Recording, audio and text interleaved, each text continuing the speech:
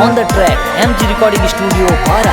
तेजी कौन सी सिटी में रेवन वाला कोई थोरो नाम जी। तेजी नागौर जिला में रेवन वाला कुलदीप जी थोरो नाम जी।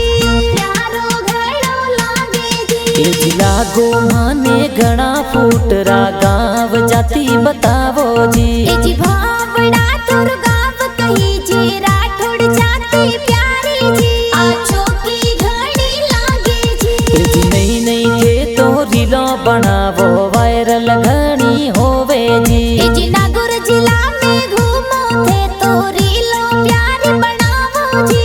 रीला प्यारी बनावो जी। तेजी मीठा प्यारा